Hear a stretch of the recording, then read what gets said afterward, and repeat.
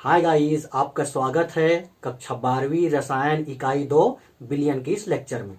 आज हम देखेंगे वाष्प दाब में आपेक्षिक अवनमन और उसकी सहायता से अवाष्पशील विलय के आणविक द्रव्यमान की गणना करना। साथ ही हम देखेंगे इस पर आधारित संख्यात्मक उदाहरण यानी कि अंकिक प्रश्न। तो इससे पहले हम पढ़े हैं कि वाष्प दाब क्या है, और जब किसी शुद्ध विलायक में कोई अवाष्पशील विलय मिला दिया जाता है तो उसका वाष्प दाब जो है कम हो जाता है। वाष्प दाब में आपेक्षिक अवनमन की बात करें तो सबसे पहले आपको समझना है कि अवनमन मतलब क्या होता है। अवनमन का मतलब होता है कमी। तो वाष्प दाब में आपेक्षिक अवनमन निकालना है तो पहले हम निकाल लेते हैं वाष्प दाब में अवनमन। वाष्प दाब में अवनमन या कमी। अब वाष्प दाब में अवनमन हम कैसे निकालेंगे? तो इससे पहले के लेक्चर में हम पढ़े हैं, मान लो ये पानी है, शुद्ध विलायक है, ये पानी हो गया जो कि शुद्ध विलायक है।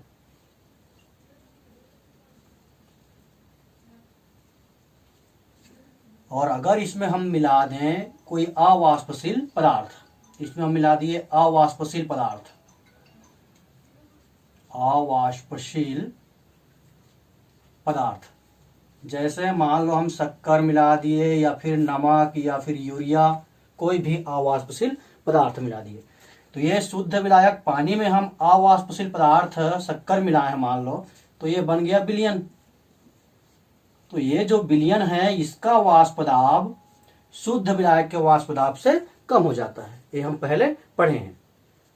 शुद्ध विलायक के वाष्प दाब को हम किससे प्रदर्शित करते हैं? अगर हम शुद्ध विलायक के वाष्प दाब को प्रदर्शित करें PA0 से, तो विलयन में जो विलायक है उसके वाष्प दाब को हम प्रदर्शित करते हैं PA से। तो ये शुद्ध विलायक का वाष्प दाब है PA0 और उसमें हम अवाष्पशील पदार्थ मिला दिए, तब जो विलयन बना उसमें विलायक का वाष्प दाब है PA। तो ये जो वाष्प दाब है वो कम हो जाता है। अब कमी कैसे निकालोगे? PA0 का मान ज्यादा है और PA का मान कम है, तो कमी अगर हम कहें तो वाष्प दाब में अवनमन या कमी को हम कैसे लिखेंगे? संकेत के आधार पर लिखेंगे तो PA0 माइनस PA।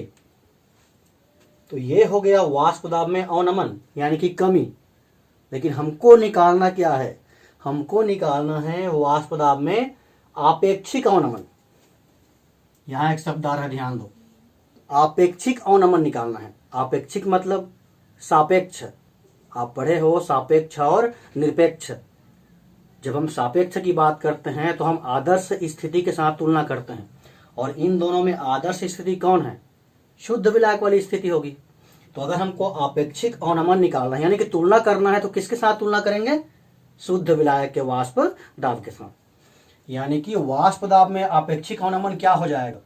अवनमन हम कह रहे हैं तो ये हो रहा है PA0 माइनस PA, और आपेक्षिक कहेंगे तो ये शुद्ध विलायक के वाष्प दाब के साथ इसकी तुलना कर दो, तो ये हो जाएगा P0A। तो पहले तो ये समझना है आपको, वाष्प दाब में आपेक्षिक अवनमन निकालना है मतलब हमको क्या निकालना है? PA0 माइनस PA अपान PA0 निकालना है। अब ये जो व्यंजक है ये कहां से मिलेगा? तो अवाष्पशील विलयुक्त विलयन के लिए हम पढ़े हैं राउल्ट का नियम। इससे पहले के लेक्चर में पढ़े हैं राउल्ट का नियम। निश्चित ताप पर या फिर स्थिर ताप पर अवाष्पशील विलयुक्त विलयन का वाष्प दाब उसके विलायक के मोल प्रभाज के समानुपाती होता है। तो राउल्ट का नियम हम पढ़े हैं। राउल्ट के नियम से किसके लिए? अवाष्पशील विलयुक्त विलयन के लिए ये होता है PA equal PA0 into XA। ये राउल्ट का नियम पढ़ चुके हैं ना। अब क्या करना है उसको समझना है। ये हम निकाले हैं वाष्प दाब में अवनमन यानी कि वाष्प दाब में कमी। किसके कारण कमी होता है? अवाष्पशील विलय के कारण। और वाष्प दाब में जो कमी है वो किस पे डिपेंड करता है? वो डिपेंड करता है अवाष्पशील विलय के मात्रा पे यानी कि सांद्रता पे। और कहें तो अवाष्पशील विलेय के मोल प्रभास पे। यहाँ जो XA है ये क्या है, ये है विलायक का मोल प्रभास। लेकिन वाष्प दाब में कमी किस पे निर्भर करता है, विलेय के मोल प्रभास पे। मतलब XA को हमको बदलना पड़ेगा किसमें, XB में। अब कैसे बदलेंगे, तो इसके लिए भी हम पढ़े हैं कि XA और XB में क्या संबंध होता है, विलेय और विलायक के मोल प्रभास में क्या संबंध होता है, पहले पढ़े हैं। संबंध क्या होता है देखो, XA प्लस XB इक्वल होता है 1। तो यहां से हम कह सकते हैं कि XA इक्वल हम कहें तो ये हो जाएगा 1 माइनस XB। अब ये जो राउल्ट के नियम में XA है, यहां पर हमको रखना है 1 माइनस XB। इसको हम मान लेते हैं समीकरण पहला। तो समीकरण पहला से हम कहेंगे, समीकरण पहला से तो ये हो जाएगा PA इक्वल P0A, ये XA के जगह में 1 माइनस XB। अगर इसको हल करें तो ये हो जाएगा PA equal PA0 minus PA0 XB। लाना क्या है उसको ध्यान रखना, हमको लाना है PA0 माइनस PA। इस PA को इधर ले जाओ और ये जो माइनस PA0 इंटू XB है इसको इधर पक्षांतर कर लेते हैं। मतलब क्या बन गया देखो, P0A XB equal PA0 minus PA। यानी कि इसको हम लिख सकते हैं XB equal P0A minus PA अपान P0A। यह है वाष्प दाब में आपेक्षिक अवनमन। वाष्प दाब में आपेक्षिक अवनमन किसके बराबर आ गया, विलेय के मोल प्रभास के बराबर आ गया। इसी को हम लिख सकते हैं या PA0 माइनस PA अपान PA0। वाष्प दाब में आपेक्षिक अवनमन किसके बराबर है, XB के बराबर है। XB मतलब विलेय का मोल प्रभास। इसको भी हम कहते हैं राउल्ट का नियम। ये जो आया है इसको भी हम कहते हैं राउल्ट का नियम। तो वाष्प दाब में आपेक्षिक अवनमन विलेय के मोल प्रभास के बराबर होता है। हम किसकी बात कर रहे हैं, अवाष्पशील विलेय युक्त विलयन की बात कर रहे हैं और तापमान स्थिर होना चाहिए। तो ये जो राउल्ट का नियम है इसको अगर हम शब्दों में कहें तो क्या कहेंगे, स्थिर ताप पर अवाष्पशील विलेय युक्त विलयन में वाष्प दाब में आपेक्षिक अवनमन विलेय के मोल प्रभास के बराबर होता है। यह है राउल्ट का नियम। अब वाष्प दाब में आपेक्षिक अवनमन की सहायता से हमको अवाष्पशील विलेय के आणविक द्रव्यमान की गणना करना है। वाष्प दाब में आपेक्षिक अवनमन की सहायता से अवाष्पशील विलेय के आणविक द्रव्यमान, जिसको हम मोलर संहति भी कहते हैं और उसका संकेत होता है MB, की गणना करना। कैसे गणना करेंगे चलिए देखते हैं। हम जानते हैं कि वाष्प दाब में आपेक्षिक अवनमन मतलब PA0 माइनस PA अपान PA0 इक्वल XB। मतलब वाष्प दाब में आपेक्षिक अवनमन विलेय के मोल प्रभास के बराबर होता है। और मोल प्रभास का सूत्र भी हम पहले पढ़े हैं। XB के जगह में क्या लिखेंगे, XB के जगह में हम लिखेंगे NB अपान NA प्लस NB। NB का मतलब है विलेय के मोलों की संख्या। NB का मतलब विलेय के मोलों की संख्या, विलेय के मोलों की संख्या। इसी प्रकार से Na का मतलब है विलायक के मोलों की संख्या, विलायक के मोलों की संख्या। अगर हम तनु विलयन के लिए कहें, तनु विलयन की बात करें तो इससे पहले हम पढ़े हैं तनु विलयन किसे कहते हैं। तनु मतलब क्या होता है, तनु मतलब होता है पतला और कोई भी विलयन पतला कब बनेगा? जब उसमें विलय की मात्रा जो है बहुत कम होगा। तो अगर हम तनु विलयन के लिए कहें तो ये जो Na प्लस एन बी है, Na प्लस एन बी, यानी कि विलय और विलायक दोनों के मोलों की संख्या, ऐसा भी कह सकते हो विलयन के मोलों की संख्या। Na प्लस एन बी मतलब क्या हो जाएगा? विलयन के मोलों की संख्या। अब चूंकि विलयन तनु है तो उसमें विलय के मोलों की संख्या बहुत कम है, मतलब इसको हम क्या मान सकते हैं? इसको हम मान सकते हैं केवल विलायक के मोलों की संख्या। यानी कि ये आ गए हमारे पास वाष्प दाब में आपेक्षिक अवनमन Pa not minus Pa upon Pa not, ये तो हो गया वाष्प दाब में आपेक्षिक अवनमन, इक्वल Nb अपॉन ये Na प्लस Nb की जगह में केवल हम लेंगे Na। अब मोलों की संख्या किसे कहते हैं? तो मोलों की संख्या का सूत्र होता है द्रव्यमान बटे आणविक द्रव्यमान। मोलों की संख्या n बराबर होता है W अपान m। W मतलब द्रव्यमान और m का मतलब आणविक द्रव्यमान, आणविक द्रव्यमान। तो ये Nb बराबर क्या हो जाएगा?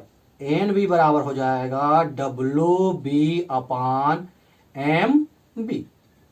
इसी प्रकार से Na बराबर हो जाएगा WA अपान MA। इसको हम लिख सकते हैं WB अपान MB इंटू ये हो जाएगा MA अपान WA। अब निकालना क्या है? तो हमको अवाष्पशील विलय के आणविक द्रव्यमान की गणना करना है, मतलब MB की गणना करना है। तो MB को इधर ले जाओ, तो ये MB बराबर क्या हो जाएगा? तो ये हो गया WB इंटू MA अपान WA इंटू ये वाष्प दाब में अपेक्षिक अवनमन P not A upon P not A minus PA। WB MA और WA का मान ज्ञात होने पर वाष्प दाब में आपेक्षिक अवनमन की सहायता से अवाष्पशील विलय के आणविक द्रव्यमान की गणना की जा सकती है। WB MA और WA का मान ज्ञात होने पर इस सूत्र की सहायता से, ये जो सूत्र आया है हमारे पास, इस सूत्र की सहायता से MB यानी कि अवाष्पशील विलय का आणविक द्रव्यमान की गणना की जा सकती है। तो ये हो गया अवाष्पशील विलय के मोलर संहति यानी कि आणविक द्रव्यमान का सूत्र। अब हम देखेंगे इसकी सहायता से संख्यात्मक प्रश्नों को हल करेंगे। चलिए हम देखते हैं संख्यात्मक उदाहरण। 20 डिग्री सेल्सियस पर 100 ग्राम एसीटोन में 20 डिग्री सेल्सियस पर 100 ग्राम एसीटोन में 1.2 ग्राम अवाष्पशील पदार्थ के विलयन का वाष्प दाब 182.5 mmHg है। यदि 20 डिग्री सेल्सियस पर एसीटोन का वाष्प दाब 185 mmHg है तो पदार्थ के मोलर संहति ज्ञात कीजिए। सबसे पहले तो आपको यह समझना है कि क्या ज्ञात करना है। हमको ज्ञात करना है अवाष्पशील पदार्थ की मोलर संहति। पदार्थ की मोलर संहति मतलब हमको निकालना है MB। MB ज्ञात करना है, विलय का आणविक द्रव्यमान या फिर विलय के मोलर संहति। अब उसके लिए क्वेश्चन में क्या क्या दिया है उसको आप समझिए। 20 डिग्री सेल्सियस तापमान पर बोल रहा है और यहां भी है 20 डिग्री सेल्सियस तापमान पर, क्योंकि हम राउल्ट के नियम की बात करते हैं तो कब लागू होता है वो? स्थिर ताप पर, क्योंकि ताप बढ़ाओगे तो वाष्प दाब तो बढ़ता जाएगा, यानी कि तापमान स्थिर है यहाँ पर। 20 डिग्री सेल्सियस पर 100 ग्राम एसीटोन में 1.2 ग्राम अवाष्पशील पदार्थ है, मतलब विलायक कितना है? विलायक का द्रव्यमान है 100 ग्राम। एसीटोन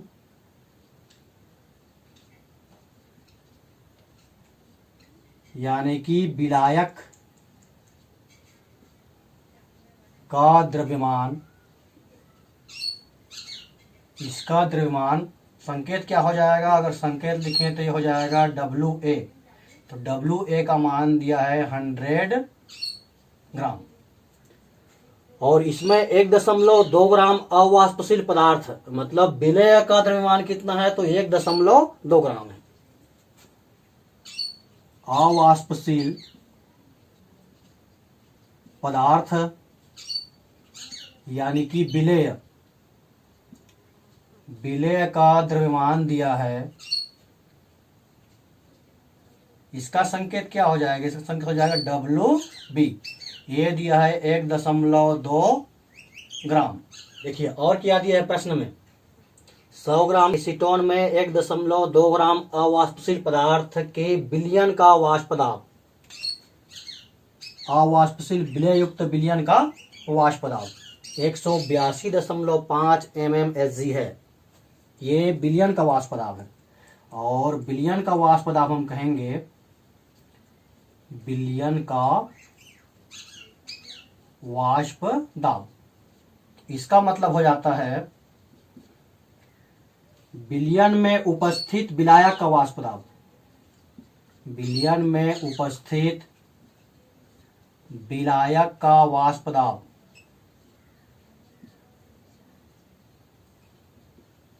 विलायक का वाष्प दाब, मतलब इसका संकेत हो जाएगा PA।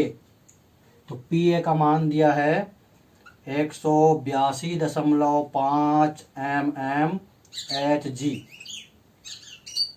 यदि 20 डिग्री सेल्सियस पर एसीटोन का वाष्प दाब, मतलब ये शुद्ध एसीटोन की बात हो रही है, एसीटोन यानी कि यहां पर लिख सकते हो शुद्ध विलायक, शुद्ध विलायक का वाष्प दाब किससे प्रदर्शित करते हैं, PA0। तो PA0 का मान दिया है 185 mmHg। ये तो हो गया प्रश्न में क्या दिया है और हमको क्या ज्ञात करना है। अगर मोलर संहति MB का मान ज्ञात करना है तो हमारे पास MA का मान भी होना चाहिए। एसीटोन का आणविक द्रव्यमान, एसीटोन का आणविक द्रव्यमान MA। अब एसीटोन का आणविक द्रव्यमान कैसे निकालेंगे। अब क्वेश्चन में कहीं पर भी हमको एसीटोन का आणविक द्रव्यमान नहीं दिया है। कई बार जो है क्वेश्चन में आणविक द्रव्यमान दिया रहता है, अगर नहीं दिया है तो आणविक द्रव्यमान कैसे निकालते हैं हम पहले भी पढ़े हैं। उसके लिए आपको जानना पड़ेगा उसका सूत्र। तो एसीटोन का सूत्र क्या होता है, एसीटोन का सूत्र होता है CH3COCH3। कुल कितने कार्बन हैं, 1 2 3 कार्बन है, तो 3 × C। ऑक्सीजन 1 ठो है तो ऑक्सीजन प्लस हाइड्रोजन 6 ठो है, 6 × H। तो ये हो जाएगा 3 × कार्बन के लिए 12 और ऑक्सीजन का हो जाएगा 16, और ये हो जाएगा 6 × हाइड्रोजन के लिए 1। 12 तिया 36, 16 और ये 6, 6 6 12, 6 तिया 18, 3 1 4 और 1 5। तो एसीटोन का आणविक द्रव्यमान होता है 58। ये हो गया 58। अब हम जानते हैं वाष्प दाब में आपेक्षिक अवनमन।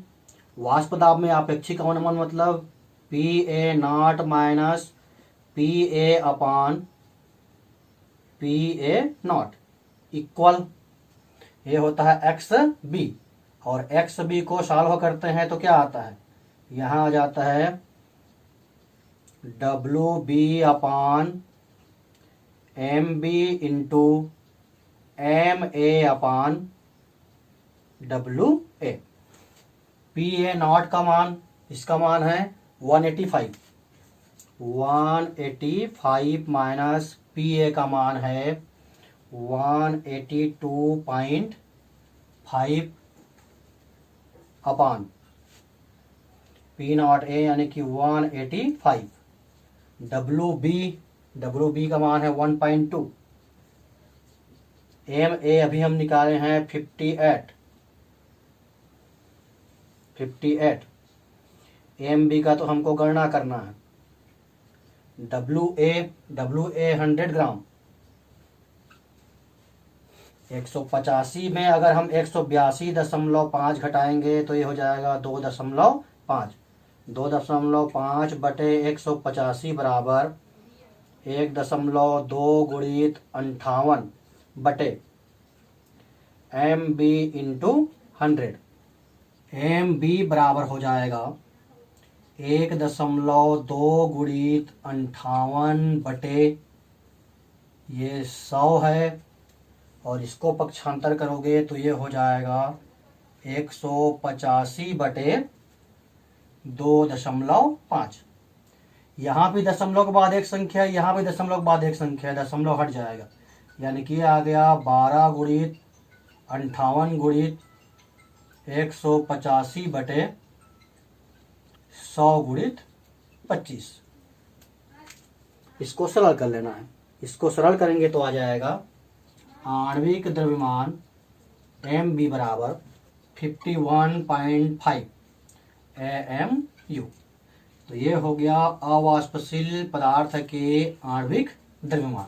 अगले लेक्चर में हम देखेंगे क्वथनांक में उन्नयन और उसकी सहायता से अवाष्पशील विलय के आणविक द्रव्यमान की गणना करना।